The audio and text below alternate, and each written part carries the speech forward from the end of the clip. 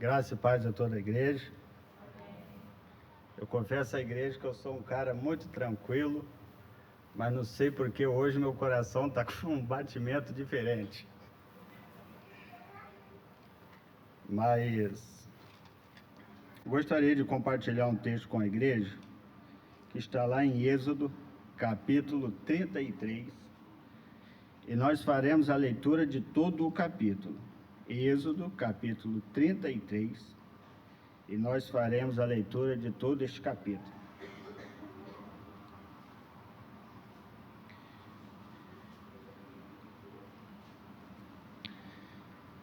E eu estarei lendo do primeiro versículo até o versículo 11, e a igreja do versículo 12 até o versículo 23. E antes de nós fazermos essa leitura, eu vou dar apenas uma palhinha para a gente entender o que nós vamos ler. Esse texto vai contar parte da história do povo de Israel. Quando Deus liberta o seu povo com mão forte, com mão poderosa, e faz uma promessa, a promessa seria a terra de Canaã, a terra prometida que emana leite e mel. Deus então levanta Moisés, cumpre a sua promessa, chama Moisés até o monte, ali ele escreve as tábuas da lei, como diz o texto, com o seu próprio dedo, entrega a Moisés, pede para que Moisés desça, porque esse povo do qual ele tinha chamado tinha pecado, se rebelado contra Deus. Moisés então desce do monte, Moisés e Josué, e ao ouvirem o barulho das músicas e dos instrumentos, Josué diz para Moisés que aquilo seria um barulho de festa, ou seja, seria um barulho de vitória. Moisés, mais experiente, diz a Josué assim: não, Josué, isso não é música, ou isso não é canto de vitória. E diz o texto que quando Moisés chega no arraial, ou seja, onde o povo estava reunido, Moisés em outras palavras, perde a cabeça, as tábuas da lei ele quebra, se joga ao chão, joga ao chão, quebra. Ele pergunta ao povo: que tamanha loucura é essa que vocês estão fazendo? Por que isso aconteceu? Porque Arão não aguentou a pressão, aquela psicológica, fez um bezerro de ouro, e o povo passou a adorar esse bezerro, dizendo assim: esse é um dos deuses que nos tirou lá do Egito, e a esse Deus nós vamos adorar. E aí nós vamos ler o texto para darmos a continuidade. O anjo de Deus irá diante do povo. Disse o Senhor a Moisés: vai, sobe daqui, tu e o povo que tiraste da terra do Egito, porque a terra a respeito da qual jurei a Abraão, a Isaque e a Jacó, dizendo: a tua descendência a darei. Enviarei o anjo adiante de ti, lançarei fora os cananeus, os amorreus, os heteus, os ferezeus, e os heveus e os jebuseus. Sobe para uma terra que mana leite e mel. Eu não subirei no meio de ti, porque és povo de dura cerviz, para que se não consuma eu no caminho. Ouvindo o povo estas más notícias, pôs-se a prantear, e nenhum deles vestiu seus atavios, porquanto o Senhor tinha dito a Moisés: dize aos filhos de Israel: és povo de dura cerviz. Se por um momento eu subir no meio de ti, te consumirei. Tira, pois, de ti os teus atavios, para que eu saiba o que te hei de fazer. Então os filhos de Israel tiraram de si os seus atavios, desde o monte Horebe em diante. Ora, Moisés costumava tomar a tenda e armá-la para si, fora, bem longe do arraial. Ele chamava a tenda da congregação. Todo aquele que buscava ao Senhor saía à tenda da congregação, que estava fora do arraial.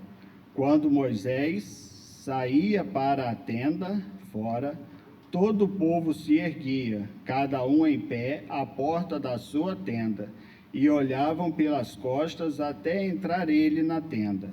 Uma vez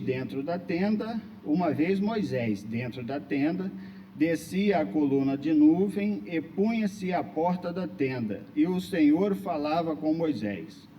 Todo o povo via a coluna de nuvem que se detinha à porta da tenda. Todo o povo se levantava e cada um à porta da sua tenda adorava ao Senhor. Falava o Senhor a Moisés face a face, como qualquer fala a seu amigo. Então voltava Moisés para o arraial.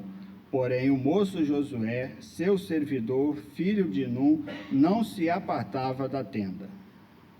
Disse Moisés ao Senhor: Tu me dizes, faze subir este povo, porém não me deste saber a quem há de enviar comigo. Contudo disseste: Conheço-te pelo teu nome, também achaste graça aos meus olhos. Agora, pois, se achei graça aos teus olhos, rogo-te que me faças saber neste momento o teu caminho, para que eu te conheça e ache graça aos teus olhos, e considera que esta nação é teu povo.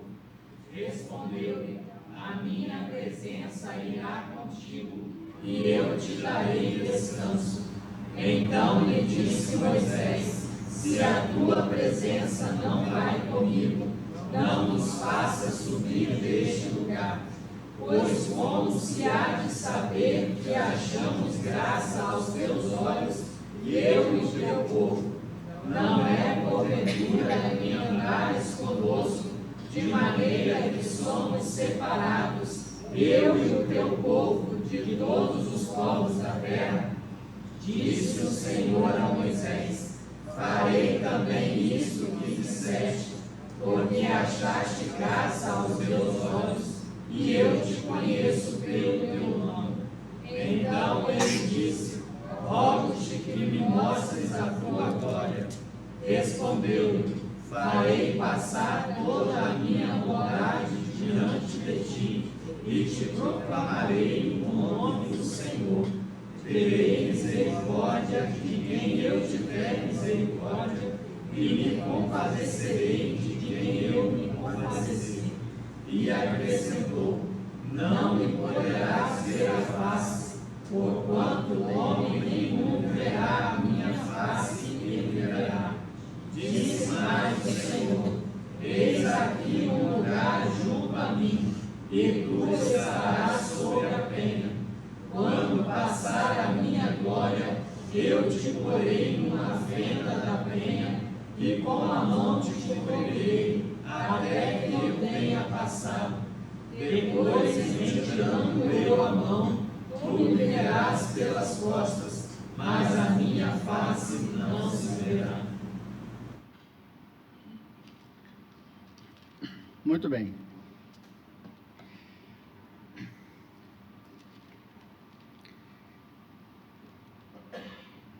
Então nós lemos que Deus, com mão forte e poderosa, liberta esse povo, faz uma promessa e segue cumprindo a sua promessa.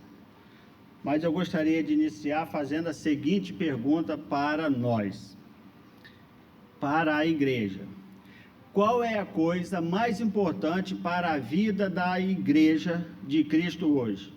Eu não me refiro à igreja presbiteriana aqui. A minha pergunta é: qual é a maior necessidade para a vida da igreja ou do povo de Israel nos dias de hoje? Se nós formos um pouco mais além, qual é a maior necessidade desse povo de Israel para a sua casa, para a sua família, para a sua liderança? Liderança, eu me refiro pastor, presbíteros, diáconos, liderança da igreja. Qual é a maior necessidade que você vê hoje para a igreja de Cristo, para a sua vida? E eu tenho certeza que teríamos algumas respostas. Respostas essas que é a mesma, com o mesmo significado, e possa ser que teremos outras respostas.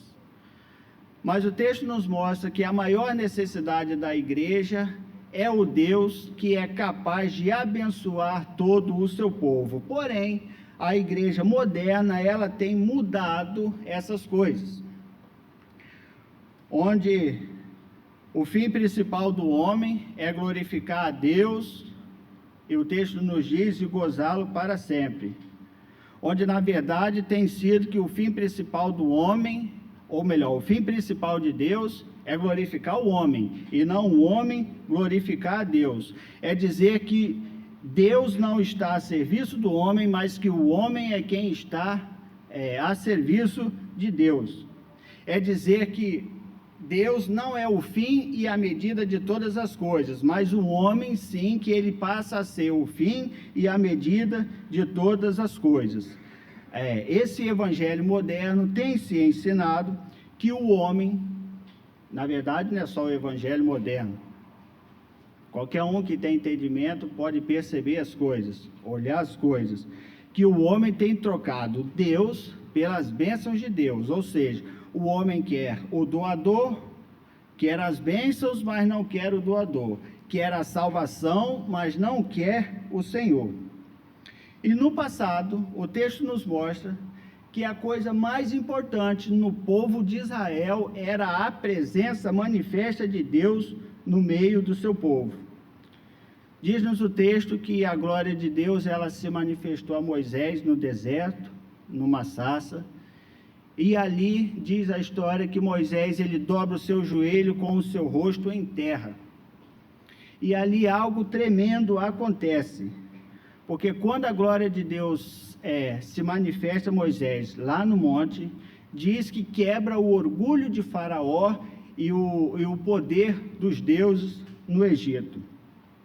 E o texto nos conta que o povo de Israel foi liberto pelo sangue do Cordeiro, quando foi passado o sangue nos umbrais das casas, da morte do filho, né? O povo de Israel foi liberto pelo sangue do Cordeiro, foi protegido pela presença de Deus, manifesta através da coluna de nuvem, da coluna de fogo, onde nos mostra que a coluna de nuvem trazia direção no seu caminhar do dia a dia. A coluna de fogo trazia a proteção de Deus para esse povo. Ou seja, era o símbolo presente da presença manifesta de Deus na vida do povo. Mas diz-nos o texto que houve um dia em que a presença de Deus, ela foi retirada do meio do seu povo. Eu sempre costumo dizer uma coisa: quando as coisas vão muito bem, pode tomar cuidado que alguma coisa está preparando. O povo via a presença de Deus, via e viram até aquele exato momento tudo quanto Deus tinha feito, como libertou da escravidão de Faraó, quando supria a fome lá no deserto, quando o sol estava quente, a nuvem protegia, quando o frio, a coluna de fogo protegia, Deus dava direção ao povo, porém o povo buscava ao Senhor. Porém, diz-nos o texto que houve um dia em que Deus retirou a sua presença do meio do povo de Israel. Isso porque o povo pecou. Se você voltar lá no capítulo 32, a partir do versículo 1, você vai começar a ver, até o versículo 4. Diz-nos o texto que houve um dia em que Deus retirou a sua presença do seu povo, porque algo chamado o pecado faz a separação entre nós e o nosso Deus. E a maior tragédia que pode acontecer com a igreja, a maior tragédia que pode acontecer com os líderes da igreja, ou com a igreja de Cristo, ou com o povo de Israel, é quando Deus afasta, retira a sua presença do seu povo. Aí não mais a orientação, não mais a sabedoria, e por aí vai. E Deus diz para Josué o seguinte: olha, eu não serei com esse povo, enquanto houver pecado no meio do arraial de Israel. E aí, eu quero destacar aqui o primeiro ponto, que é a maior importância. Eu fiz a pergunta, você deve ter tido a sua resposta. Mas a maior importância na vida da igreja é a presença de Deus. A maior importância na minha vida, é a presença de Deus. No seu casamento, no seu relacionamento, na liderança da igreja, na escola dominical. A coisa mais importante que há é a presença de Deus. Eu quero dizer que a igreja, ela necessita de uma forma desesperada pela presença de Deus. Porque se não for a presença de Deus, diz-nos o texto que as nossas vidas, elas são vazias, nossos cultos, eles são vazios, nossas músicas são vazias, em outras palavras, não tem unção.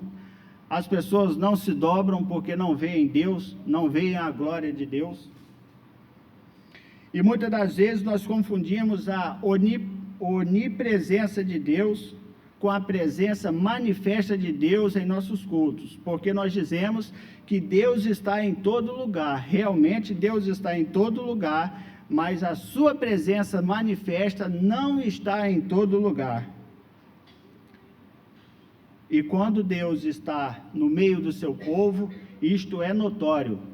Quando você volta para o texto, o povo via a glória de Deus descendo através daquela fumaça que descia sobre a tenda, e o povo via. E ali havia comunhão, ali havia intimidade. Porém, quando não há a presença de Deus, as coisas caminham de forma contrária. E muitas vezes nós falamos que Deus, ele se faz presente na minha vida, ou que nós falamos que Deus, ele se faz presente na minha igreja, ou na igreja, porém as pessoas olham para nós, ou as pessoas vêm a um culto, e não vê Cristo presente aqui, ou não vê Cristo presente em minha vida, ou não vê Cristo presente num culto. Por quê? Muitas das vezes, eu e você, existe um texto que diz assim: nós temos pão na casa do pão, nós estamos com a nossa prateleira cheia, nós temos a receita para fazer esse pão, porém, os nossos fornos, eles estão frios.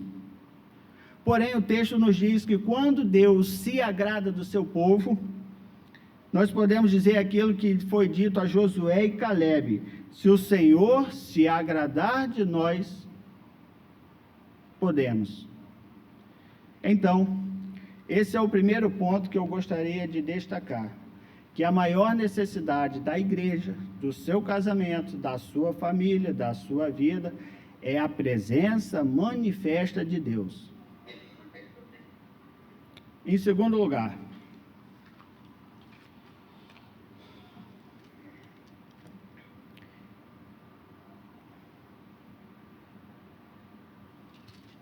Êxodo 32, versículo 4, vai falar bem assim: este, recebendo das suas mãos, quem é este que está falando aqui? Arão. Este, recebendo das suas mãos, trabalhou o ouro com o buril e fez dele um bezerro fundido. Então disseram: são estes, ó Israel, os teus deuses que te tiraram da terra do Egito.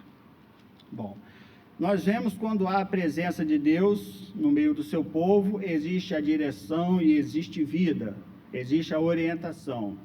Mas existe algo que afasta a presença de Deus do meio do seu povo. Existe algo que afasta a presença de Deus das nossas vidas. E o que afastou a presença de Deus do povo de Israel? Foi um bezerro de ouro? Conforme diz o texto, Êxodo 32. Diz o texto, diz a história, que Moisés se encontrava no monte. E lá ele ficou 40 dias.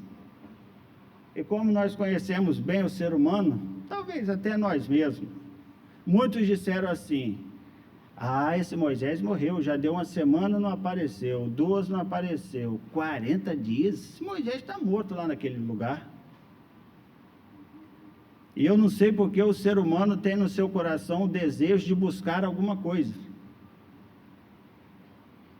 Só que, felizmente, muitas das vezes não é buscar aquilo que convém. E diz-nos o texto que aquela pressão psicológica, Arão diz assim, ó, retira os anel, brinco, e me traz aqui que eu vou dar um jeito nisso. E diz o texto que ele fez um bezerro de ouro. E o povo passou a adorar a esse Deus. E então, o pecado afastou a presença de Deus do meio do povo. E diz-nos o texto que eles se entregaram, e quando fala se entregar, é algo assim muito forte. Se entregar. Pessoal, alguém fala assim, o texto diz assim, e o povo se entregou. Sabe o que significa isso? Se prostraram diante daquele ídolo, adoraram aquele ídolo, e diz o texto que eles entraram numa decadência moral de todo tipo de promiscuidade. E ali havia tudo aquilo que você possa pensar, as danças, as bebedeiras, ou seja, rapidamente eles se desviaram do caminho do qual o Deus de Israel tinha feito uma promessa. E aí então diz-nos o texto, que Moisés desce daquele monte, como eu já disse, ouve aquele barulho de festa. Arão, Josué, menos experiente, diz assim, Moisés, tem um barulho de festa, de vitória. Moisés, mais experiente, disse assim, olha, isso não é canto de vitória não, tem algo vindo por aí. Diz-nos o texto, quando Moisés chega diante daquela situação, acredito eu que houve um desespero naquele homem, por o povo ver tudo aquilo que Deus já tinha feito, e por apenas questão de oportunidade, o povo se rebela numa decadência moral contra Deus. Digamos, por 40 dias isso acontece. E diz o texto que Moisés chega diante de todo aquele povo e diz assim, quem é do Senhor, venha a mim. Aí diz que os filhos de Levi vieram até Moisés, e naquele dia, diz a história que morreu mais de 3.000 homens. Bom, muito bem. O pecado, ele provoca a ira de Deus contra o seu povo. E aqui nós vamos ver o seguinte, todo o povo caminhava num único sentido, numa única promessa. Mas existem aqueles que andam com Deus, e existem aqueles que andam segundo o propósito do seu coração. Entende? Moisés chegou ao povo e disse, quem é do Senhor, vem a mim. Mas espera aí, todo o povo não era o povo de Israel? Quem que veio até Moisés? Diz o texto que os filhos de Levi. Os outros foram mortos. Trazendo a lição para nós, existem aqueles, digamos nós aqui, existem nós, entre nós aqui, ou que seja eu, existem aqueles que andam nos caminhos do Senhor, e existem aqueles que andam segundo o propósito do seu coração. E Deus disse que iria destruir aquele povo, porque era um povo de dura cerviz. E Moisés, diz-nos o texto, que Moisés intercede pelo povo. E Deus diz assim, Moisés, eu irei acabar com esse povo, irei começar uma nova nação através de você. Moisés intercede pelo povo, e diz o texto que Deus poupou aquele povo. Mas Deus disse que não caminharia com aquele povo. E essa é a maior tragédia que pode acontecer com o povo de Deus. É Deus se afastar da minha vida, ou é Deus se afastar da liderança da igreja, ou é Deus se afastar da igreja. Você imagina o que é você ouvir de alguém que era a voz de Deus no povo, dizendo assim, olha Moisés, eu irei cumprir a minha promessa que fiz a Abraão, a Isaque e a Jacó. Vocês irão herdar a terra prometida, porém eu não irei contigo, mas eu enviarei o meu anjo que irá diante de vós. Aí você entende o que é? Deus retirar a sua presença, você não mais tem comunhão com esse Deus, mas você tem a presença do anjo.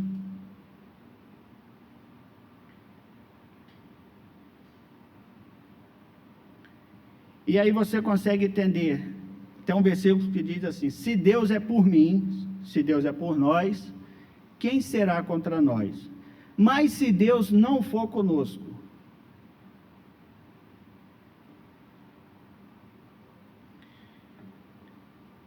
e diz-nos o texto que a glória, a presença manifesta de Deus se retirou, a coluna de fogo se retirou, a coluna de nuvem se retirou. E é isso que acontece quando Deus retira a sua presença das nossas vidas. Nós ficamos vazios, nós ficamos fracos, sentimos prazer em tudo aquilo que o mundo pode oferecer, não passamos mais a sentir fome de Deus, nós falamos em Deus, mas não conhecemos a Deus, quando Deus retira a sua presença da minha vida. E então, Moisés continua, agora no versículo 4, diz assim: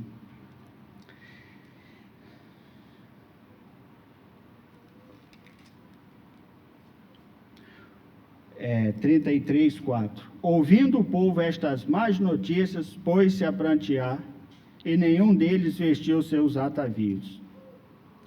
Então nós vemos que a maior necessidade da igreja ou da minha vida é a presença de Deus.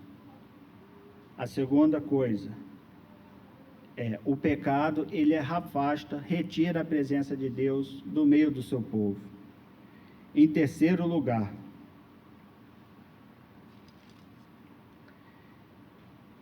é identificar o que é que tem afastado a presença de Deus da minha vida. Ouvindo o povo estas más notícias, quais seriam essas más notícias?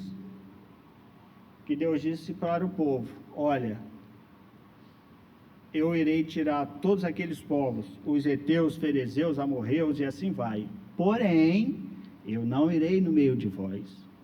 Essa foi a má notícia.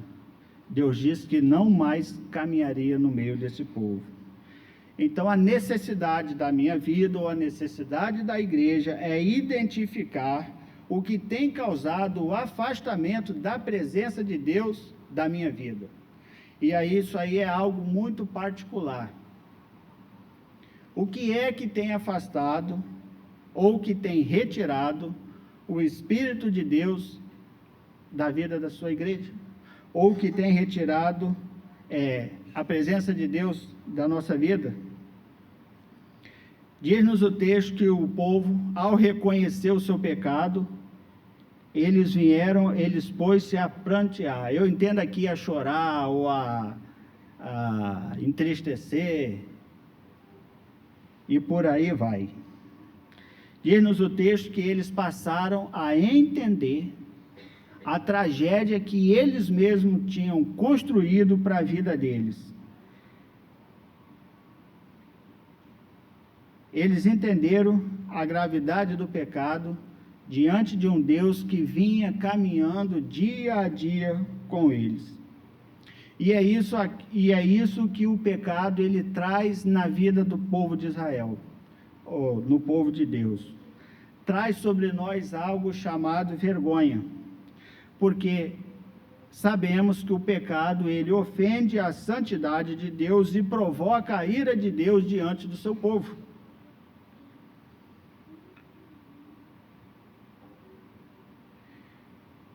E muitas das vezes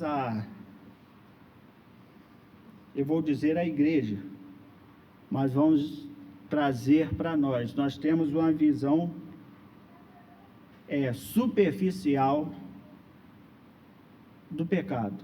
O que é isso? Às vezes nós estamos tão acostumados com o pecado, porque as coisas estão tão boas, as coisas estão dando tão certo, que nós não mais sentimos a saudade de Deus, que nós não mais sentimos fome de Deus, que não mais sentimos a presença de Deus nas nossas vidas. As coisas estavam indo tão bem, enquanto o povo estava adorando a esse bezerro, a esse ídolo, e tudo estava normal. E pode ser que o pecado, ele assim faz em nossa vida, nos permite acostumar com a situação, que não mais passamos a entender que aquilo ali é pecado. E o texto nos mostra então, que é preciso ter consciência de que é o pecado que tem retirado a presença de Deus das nossas vidas, que é o pecado que tem retirado a presença de Deus da liderança da igreja, do povo de Israel. E aí, não existe nada mais sério do que estar sem a presença de Deus. E Moisés aqui, ele entende que a Canaã, sem Deus, não teria valor, terra que mana leite e mel, não teria valor, as bênçãos de Deus não teria valor, porque Moisés queria o Deus das bênçãos e não a bênção de Deus. Moisés queria o Deus das bênçãos e não o anjo que iria adiante. E se eu e você, nós quisermos a presença de Deus em nossa vida ou em nossa igreja, é preciso ter coragem para romper com tudo aquilo que tem nos afastado de Deus. E essa é a parte mais importante. O que é que nós estamos dispostos a romper com aquilo que tem nos afastado de Deus? Nós estamos dispostos a romper com aquilo que tem permitido que o próprio Deus retire a sua graça, o seu Espírito das nossas vidas? Isso é algo muito sério, porque o povo estava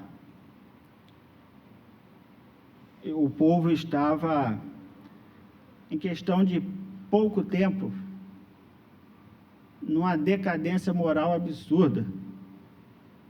E Deus se afasta deles, cumpre a sua promessa, mas se afasta deles.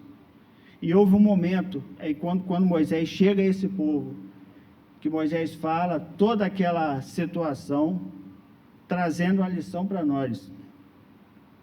O que é que tem afastado? O que é que eu preciso abandonar na minha vida? Ao reconhecer que o pecado afasta Deus de mim, ao reconhecer que o pecado levanta a ira de Deus sobre mim, ao reconhecer que eu necessito do Deus das bênçãos e não das bênçãos de Deus, e ao reconhecer que nada em minha vida ou na vida da igreja pode substituir a presença de Deus. Olha o versículo 2. Enviarei o meu anjo adiante de ti, lançarei fora os cananeus, os amorreus, os heteus, os ferezeus e os jebuseus. Muito bem.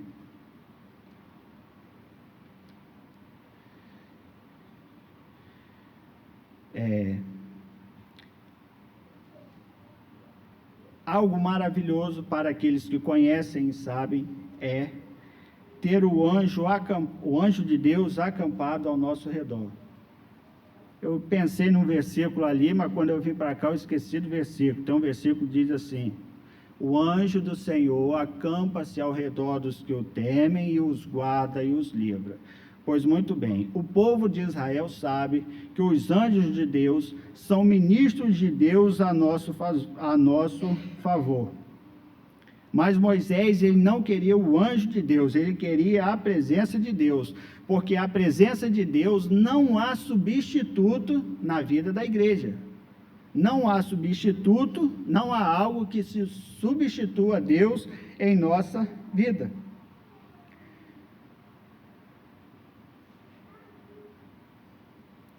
E Deus disse que daria vitória, sim.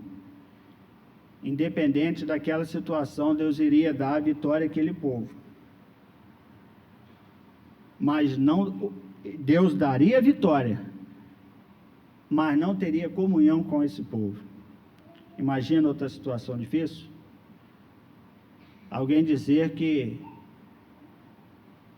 Bom, alguém dizer não, vamos na realidade. Deus dizer assim, olha, eu vou caminhar com você, mas eu não vou com você.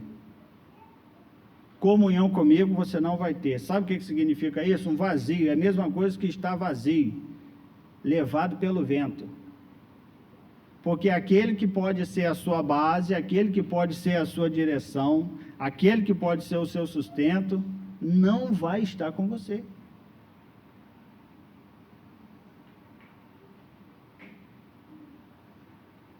Moisés entendeu que nada substitui Deus na vida do povo e na sua vida. E em quinto e último lugar, e em quinto lugar, não é o último não. Moisés, lá no versículo 7, nos diz que ele se incomoda com aquela situação. Deus se afasta do povo, o povo pôs-se a chorar, a prantear, mas Moisés queria, eu vou dizer assim, rever a presença de Deus no povo ou no meio do arraial. E Moisés, então, ele toma uma atitude. Qual é essa atitude? Olha o que diz o versículo 7. Ora, Moisés costumava tomar a tenda e armá-la para si, fora, bem longe do arraial. Ele chamava a tenda da congregação. Todo aquele que buscava ao Senhor saía à tenda da congregação que estava fora do arraial. Moisés, então, aqui, ele toma uma atitude. Aquela situação, eu vou dizer nas minhas palavras, o incomodava, por não ver mais a presença manifesta de Deus no povo, no meio do povo. Diz o texto que quando a presença de Deus estava ali, descia uma nuvem sobre a tenda onde Moisés estava, e todo o povo se colocava de pé à porta da sua tenda, e ali eles adoravam a Deus. Porém, diz o texto que isso não mais aconteceu, porque Deus disse que iria retirar a sua presença, e o povo precisava se despojar, diz o versículo. Sabe o que é isso? Deixar para trás aquela bagagem que ainda estavam carregando. Moisés, então, pega sua tenda, e diz o texto que se afastava do arraial, e ali ele buscava a orar. Muito bem. Se nós lermos na história, até a história aí de alguns heróis da fé, sempre foi assim. Todas as vezes que um homem ou que uma mulher consagrava a sua vida a Deus e clamava e buscava para que houvesse a transformação naquela cidade, naquela pessoa, Deus ouvia as orações. Diz o texto que Moisés passou a buscar a Deus fervorosamente. E diz-nos o texto que houve a restauração. Sabe o que nós aprendemos aqui? Que sem a oração, as nossas vidas, ela não tem poder.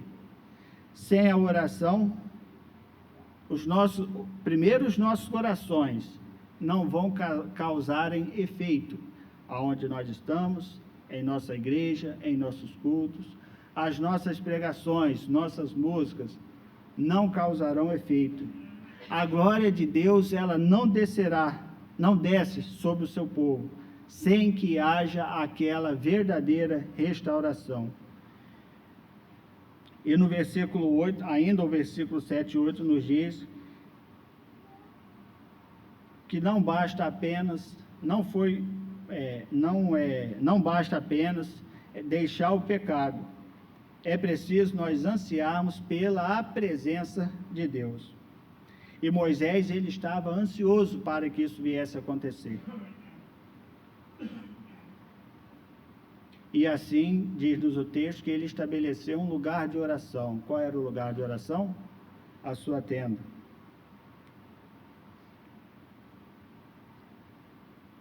E o texto nos mostra como Moisés orava e por que Moisés orava.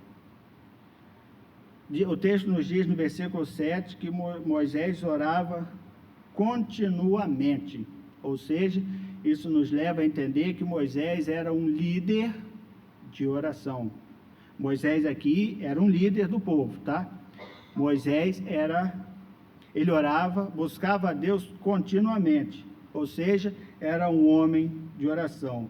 Mesmo quando o povo de Israel estava numa crise espiritual, ele mantinha a sua vida íntima de oração com o seu Deus. Porém, ele se retirava do meio do arraial e na sua tenda ele orava e buscava. Mas também nos fala que Moisés falava com Deus face a face, está no versículo 11, 33, versículo 11. Falava o Senhor a Moisés face a face, como qualquer fala a seu amigo. Sabe o que significa isso? Moisés conversava com o Senhor. Moisés orava continuamente, Moisés conversava com o Senhor. E por que Moisés orava? Em primeiro lugar, versículo 13. Porque Moisés, ele desejava conhecer a Deus através da intimidade. Moisés chega a dizer assim: rogo-te que me faças saber neste momento o teu caminho, para que te conheça e ache graça aos teus olhos. Ou seja, ele buscava a intimidade com Deus. Segundo lugar, Moisés quer estabelecer a honra em meio àquele povo. Ou seja, a honra de Deus em meio àquele povo. Quando Moisés diz assim: considera que esta nação é teu povo. E em terceiro lugar, Moisés quer mais de Deus para a sua vida e para o seu povo.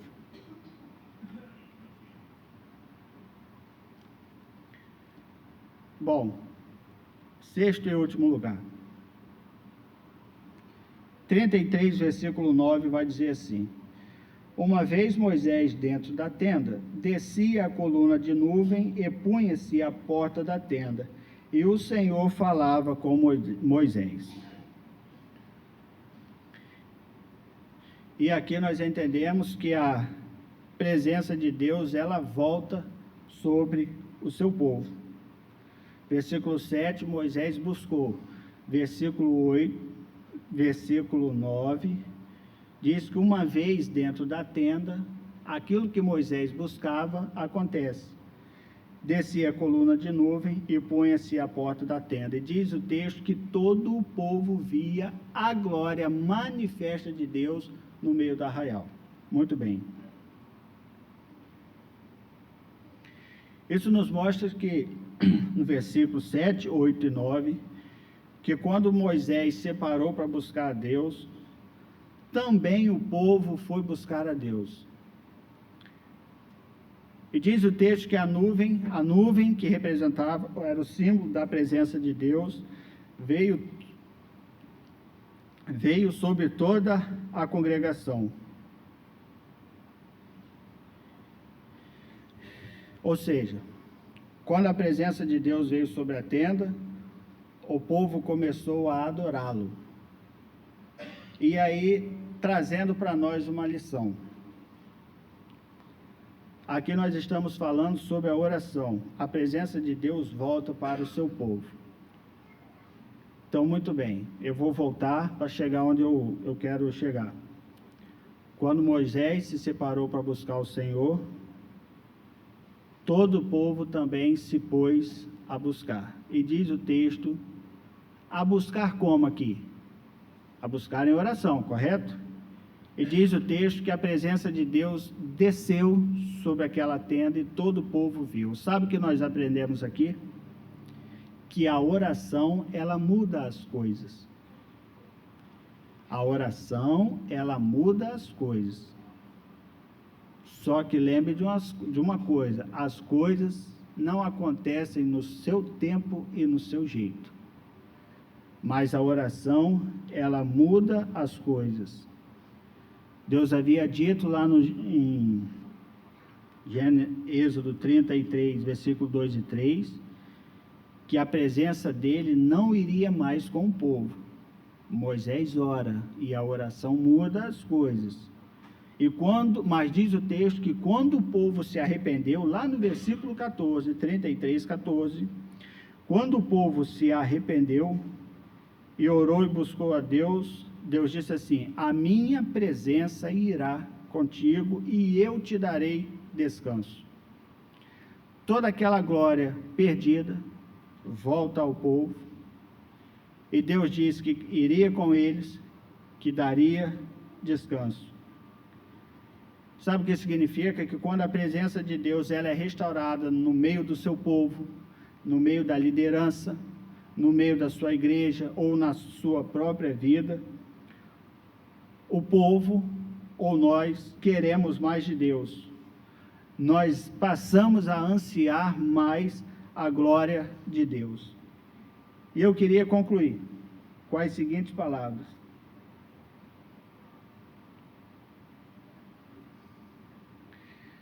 qual é a maior necessidade da sua vida hoje? Qual é a maior necessidade do seu casamento hoje? Ou qual é a maior necessidade do seu relacionamento hoje? Mas qual é a maior necessidade dos líderes hoje? Pastor, presbíteros? Qual é a maior necessidade da igreja? Muito bem, você já tem a sua resposta. Agora, o que é que tem afastado a presença de Deus do meu relacionamento, das minhas orações, porque se Deus não se faz presente? O que é que tem afastado a presença de Deus da igreja? E quando não há essa presença de Deus, decisões pela liderança são tomadas erradas, liderança indo pela ideia dos outros, e nós nos afastando cada vez mais de Deus, acostumados já com o pecado, e nós estamos dispostos a romper com aquilo que temos sustentado em nossas vidas, que tem levantado e provocado a ira de Deus em nossa vida, ou em nosso relacionamento, em nossa casa, na vida da igreja. João diz assim: e o Verbo se fez carne e habitou entre nós, cheio de graça e de verdade, e vimos a sua glória, glória como do unigênito do Pai. Mas também tem uma promessa, quando diz assim: e eis que estarei convosco todos os dias, até a consumação dos séculos. A grande pergunta é: Deus se faz presente em nós? Deus se faz presente em nosso meio? Deus está entre nós? Deus está em meio ao seu povo? Deus está em meio à liderança? Deus está presente na vida do pastor, do líder? Deus se faz presente? Se assim o faz, que eu e você possamos adorar esse Deus, que um dia nos libertou, onde caminhávamos para o inferno, mas lá em Efésios diz que Ele nos deu vida, estando eu e você mortos em nossos delitos e pecados, não porque merecíamos, mas Deus, pela sua graça, olha para nós e nos liberta do inferno, da condenação eterna. Mas que eu e você possamos a entender o que é que tem afastado Deus de nós e o que é preciso ser feito para restaurar a nossa vida diante do nosso Deus. E que Deus assim, Ele nos abençoe.